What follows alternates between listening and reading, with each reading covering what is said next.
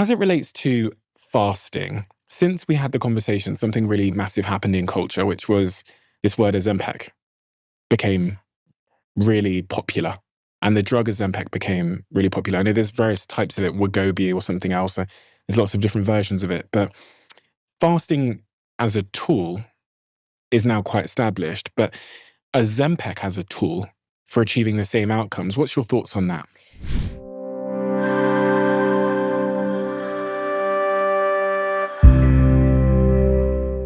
Yeah. So now, first, I'm just going to say I'm not an Ozempic expert, so I can't tell you the mechanisms behind that. What I will tell you is that, again, I'm a supporter of the everyday person. And the first challenge we have with Ozempic is the cost. So is everybody going to be able to afford that to be able to improve their metabolic health? I'm a supporter of the single mom who's working 2 jobs and is trying to just put food on the table. And Ozempic at $800,000 US dollars, she's not going there. A month, isn't it? Is it a month? A month. Okay. So the first thing is it's unattainable for so many people. Second thing is that we've got a challenge with some of the side effects. Now, there's been a lot of debate about that and the nausea and all that. Like, what is that? And some people have it, some people don't. So you have to personally decide if that works for you or not. The third issue is that, and this is a really interesting recent stat, is that within 2 years, 70% of Ozempic users are off Ozempic. I don't know if it's cost. I don't know if it's discomfort. I don't know what it is. But long term, that's not a phenomenal solution. So with that in mind, let's unpack what's happening from a symptomatology point of view with Ozempic. And the biggest thing is you are not hungry. Okay. So I can tell you thousands and thousands and thousands of comments. Those 2 women you started this podcast off with, when people learn how to do a fasting lifestyle, their hunger goes away. It is very, now I've never taken Ozempic, so I can't tell you per se that if it would be the same experience. But when you learn to metabolically switch, your hunger goes down because without food, you go into this ketogenic energy system. You get a ketone, it turns off hunger. So one of the biggest consequences we've seen in the millions of people we've seen build these fasting lifestyles is they go, I'm not hungry anymore. I can relate. Yeah. When I did a ketogenic diet for a while, my hunger levels seem to drop as well. Is that a similar thing? Yeah. So because your blood sugar is stable. Okay. So you're not getting the spikes and drops and spikes and drops. Okay, yeah, that makes sense. And is that much of the reason why you end up losing weight? Because you just end up eating a little bit less, as well as you're staying away from glucose and stuff. But yeah, it's 2. It's that. And then in order to make a ketone, you have to burn fat. Think about it. Let's put it in Ozempic terms. It would be like going to the pharmacy, and in order to pay your Ozempic bill, you had to give them a little piece of fat, and then of your fat. Mm-hmm. And then you came home with the shot, you plug it in, and now you're not hungry. Okay, that's what fasting's doing. Fasting is using your own fat to make this byproduct called a ketone. So you're losing weight in the process of making the ketone.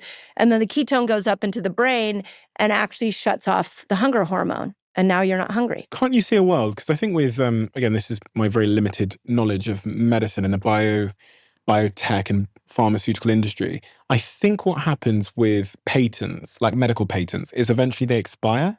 I think they expire after about 10 years or something like that. Yeah. So eventually the Ozempic patent is going to expire, which means that other people can produce that drug. I think the cost will eventually therefore go down, especially as other people start producing other iterations of the drug. Yeah. There becomes this price war, and you'll have all these different versions of Ozempic, but at lower cost. Right. Can you foresee, because I think I can, a world where most people in the Western world are taking some form of Ozempic to suppress hunger, and it's casual? I don't know if I want to see that. I mean, the first thing I'd like to see is some long-term studies on this. I'd like to see, let's give this a little bit of time to see how it unfolds in the culture and how people react to it. And then we have to ask, how are we studying this on women? I'm gonna be the fierce advocate for making sure that this gets researched on women. So if we look at that world, I would say, okay, I'd only be willing to entertain that thought if we have some real clear data showing us long-term, 20, 30, 40 years, that it's going to be safe. Second thing, though, that I want to say on that, and this, I go back to what you started this with. Do you feel empowered? I mean, I know people are happy. They're like, oh my God, I finally lose weight. They feel really good in their body. Like, I don't want to dismiss that. And I'm not here to take that joy or excitement away from somebody who's losing weight with Ozempic. I think a fasting lifestyle is a phenomenal pair to Ozempic if that's you. But what I hear when people lose that amount of weight is that when you look at them, you're like, oh my God, you lost so much weight. They're like, yeah, I'm on Ozempic. The ones that are like, I'm going to own it. Okay, so Ozempic got the power. When I see somebody who lost weight from a fasting lifestyle, what they say is, yeah, I started to learn how to fast. And there is an internal power that I did this for myself. So again, we rob them of that internal experience. If every cure, including weight loss, is going to be found in a pill, how are we going to believe in our own bodies? Do you know, the most interesting take I've heard on why Ozempic might be a really negative thing for society is actually the point you just made about discipline. And about, we talked at the start of this conversation about the comfort crisis and how everything's getting easier. We can date and eat and whatever else from the comfort of our own home. And now with AI coming into the world, where we're going to have AI agents, where we can tell our devices to go do things for us. You play it forward a couple of years, you're looking at a world where we really don't have to do anything, that we don't have to move. We've really optimized discomfort, difficulty, challenge out of our lives. And now Ozempic offers another solution in that regard. I know that it saves lives. And I think that's a really amazing thing. Yeah. And if I was in such a situation, I would take it. Yeah. If my friends, family, children were, I'd be the first to make sure that they were taking it to save their lives. But you know, if we look back through history, we've made this trade-off and regretted it repeatedly. We've kind of chosen comfort and convenience at the expense of something else, which we only find out 10 or 20 years later, where we go, oh my God, Jesus, maybe having these devices or being able to order food like this or whatever else was a bad idea. But we won't find out for 20, 30 years. And it's really interesting also to see this almost counter movement in culture, where people are now this sort of counter movement of people that are choosing difficulty, the ice bath, the hydro marathon where they're running across, you know what I mean? And that feels like the counter movement to this sort of comfort crisis. But Ozempic, I actually categorize as part of the comfort crisis because of the comment I read at the start from the lady who said, it bolstered my confidence and I can now do hard things. Yeah. And do people say that with Ozempic? I mean, it's a really interesting point. And, you know, my general ethos on health is that we should be looking within and what we're capable of doing to heal. I am not a fan of outsourcing our health. And this can even go down to the idea of ketones. There's a lot of exogenous ketones out there. And people ask me all the time, should I take exogenous ketones? And my feeling is, let's get you learning how to metabolically switch so you can make your own ketone first. And if we have to go into an exogenous ketone, we will.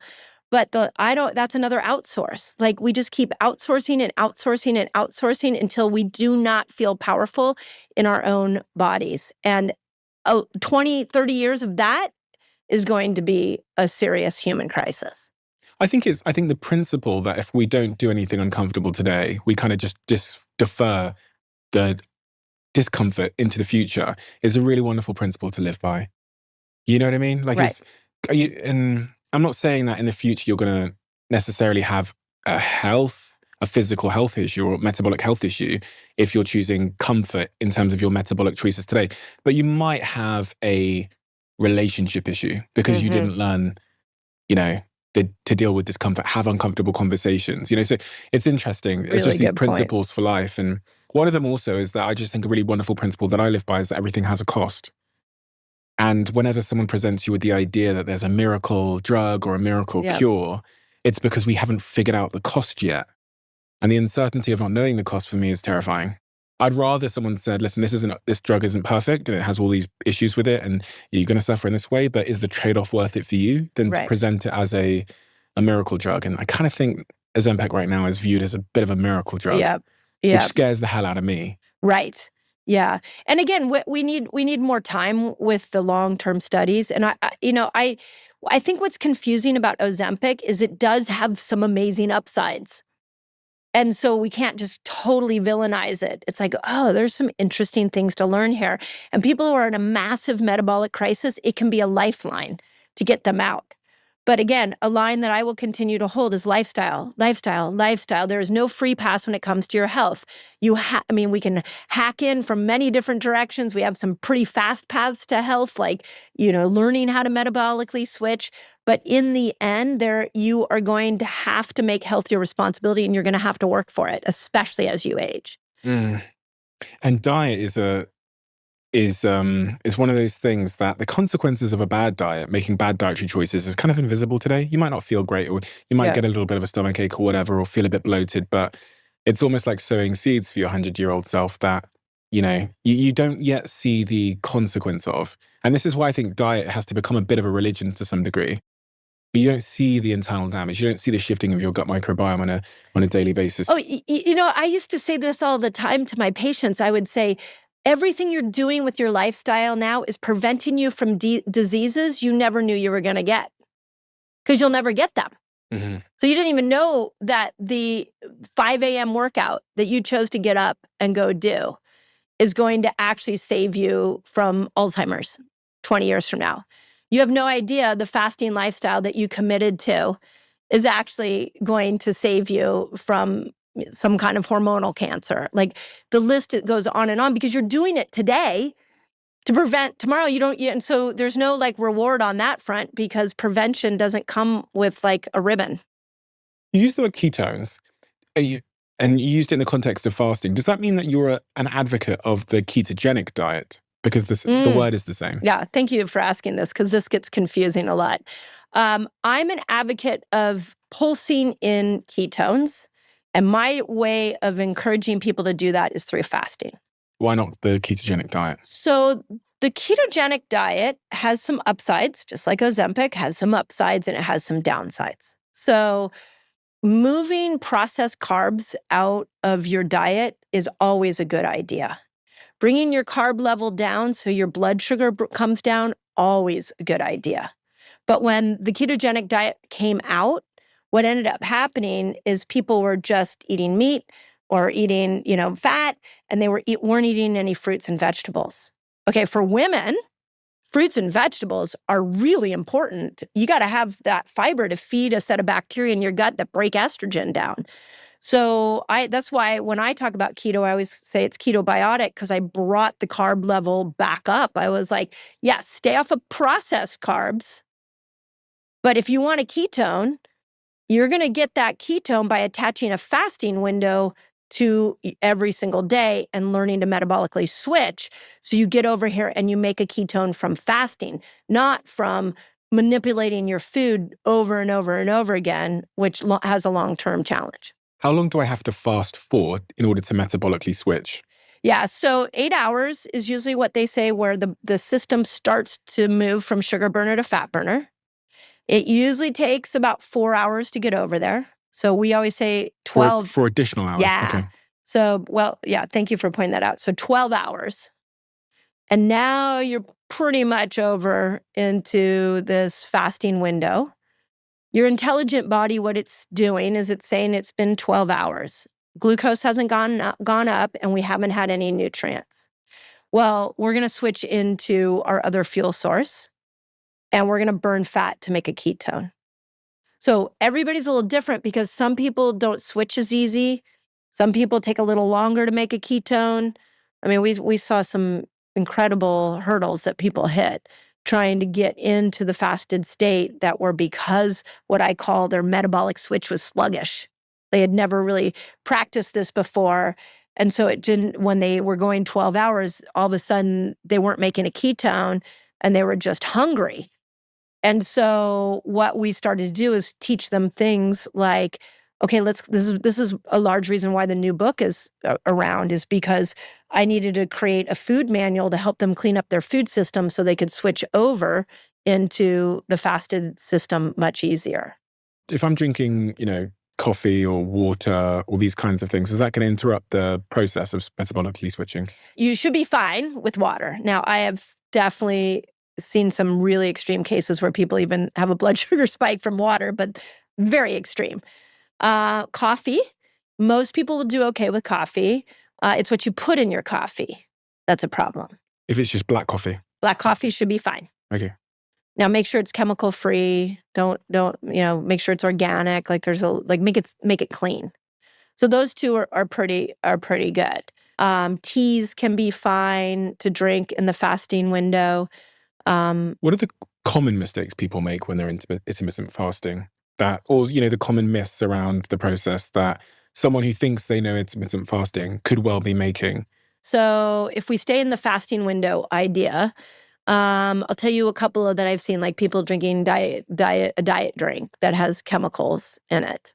And so, or a synthetic sweetener that actually stimulates hunger. So, some of the diet drinks that are out there's a whole bunch of them. So people think I can just drink, if we go with the mistake, people just think I can drink whatever I want then. It's just not eating. I've even had questions of, can I do fruit juice? I'm like, no, it's not eating. You're trying to get your blood sugar down so you switch over into this ketogenic energy system. So I would say the fasting window, people can trip over themselves a little bit. Then I would say, of course, women specifically fasting all the time. That's why I did Fast Like a Girl, was women needed to know how to fast to their cycles. The other mistake that people make is they think, well, they don't have to clean up their food. And that's your prerogative.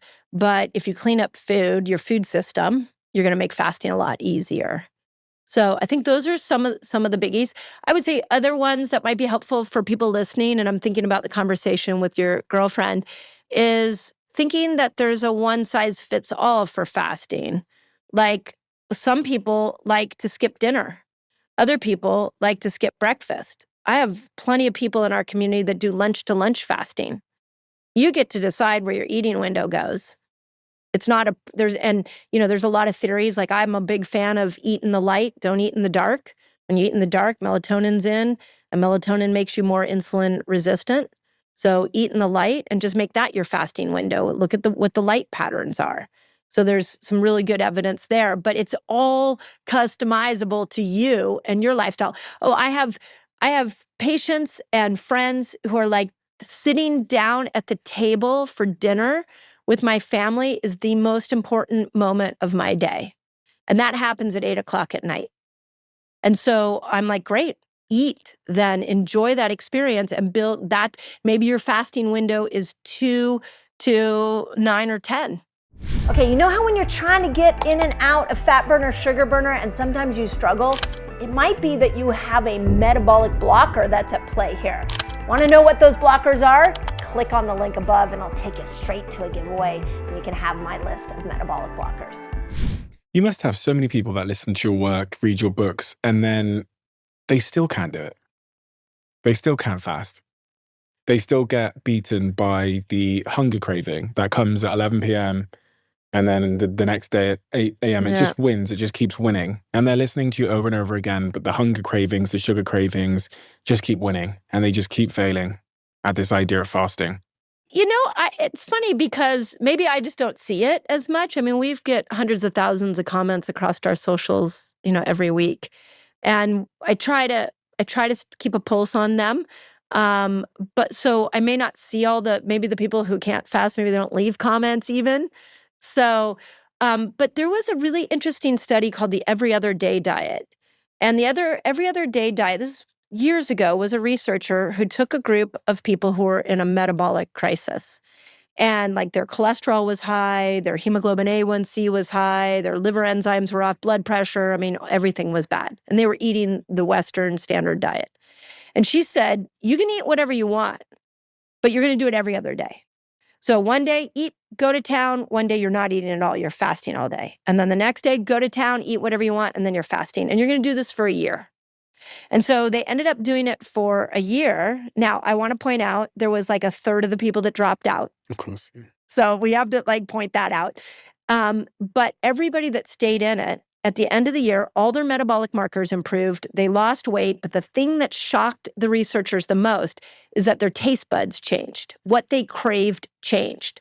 So when they hung in there and they did it over a period of time, all of a sudden they went from craving a hamburger and fries to craving a salad with some protein on it. And that was very unconscious. And I've thought a lot about that study and like, why did that happen? And I believe it happened because of the microbiome changes. Our taste buds are not always a brain decision. Sometimes they're a microbe decision. And if I have a set of bad bacteria because I've been feeding bad bacteria, these toxic foods, then yeah, I'm going to keep craving it. And yeah, this gets difficult. But if I stick with it long enough, if I keep fasting and trying it and experimenting with it, and I make enough progress that I can change my microbiome, then there's a door in, because now my food cravings can start to change.